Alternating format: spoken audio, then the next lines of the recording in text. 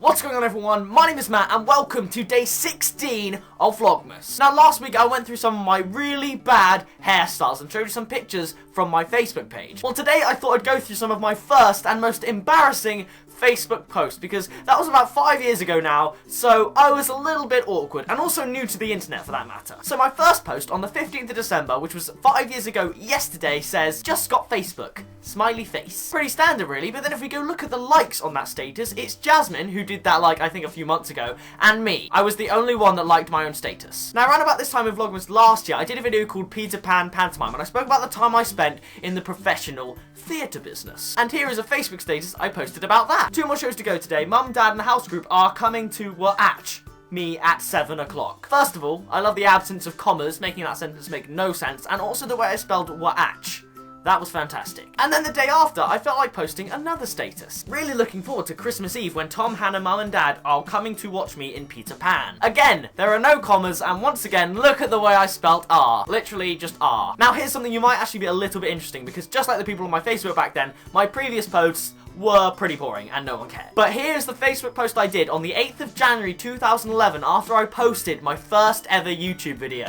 Let's take a look. Check out the video on YouTube of my mate, Austin. It's called Fast Food Does You Good. No sound, but hilarious. There is a link above. We want the views. Like this comment if you like the movie. There is so much wrong with that. First of all, I never ever recall myself saying, "We need the views." Like, you need the views for what? I'm also exceptionally good at advertising the video because I straight away say, "No sound, but hilarious." Why was there no sound? I'm pretty sure that video did have sound. Like this comment if you like the movie. There's so many things wrong with that bit alone. The "you" is just terrible, and the movie. It wasn't a movie, it was 10 seconds long. Oh well, moving on. It's safe to say I've definitely come a lot further than when I was back then, because now my videos are actually proper videos for a start. And then about a month later in February, not attached to any other comment or any link that I posted, I just put a status saying, "Please watch, we need the views on YouTube."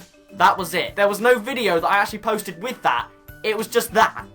From 2011 to 2012, my channel actually only got 15 subscribers, and that is why. Now moving on to May in 2011, when I got whacked in the face playing basketball where I got concussion, my sister posted a status saying this: "Matthew Barrett is hearing things. He said someone just came into the house. Concussion doesn't mess you up that much, does it?" I don't really know why that was posted. Yes, concussion probably does mess you up quite a lot, and to be honest, anything could sound like someone coming in the house, so yeah.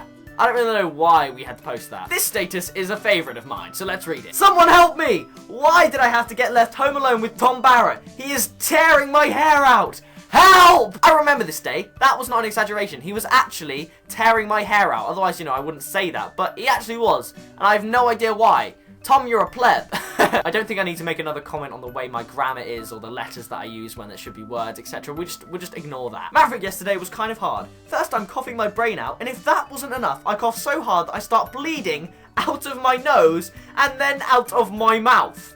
My mouth. But after a pretty good sleep, I'm feeling a lot better. Still need to take it easy though. I'm really hot and cold there. Like, one part of it I'm talking about how terrible my illness is, which I don't remember. I do not remember coughing so hard that I start bleeding out of my face. And then at the end I'm like, I'm feeling a lot better now. Happy face. See? I'm always positive. For those of you that don't know, Maverick is the drama group that I went to from March 2011 to about a year ago, and it was really awesome. Okay, don't comment on my grammar on this one. I just didn't know the differences between all the theirs back then because everyone just assumed that I knew it, and I never did. I do now, and it seems really stupid, but let's get into it. Has there just been a random nuclear explosion that I didn't know about? Cause almost no one is on chat. No, Matt, that is just because nobody wants to talk to you.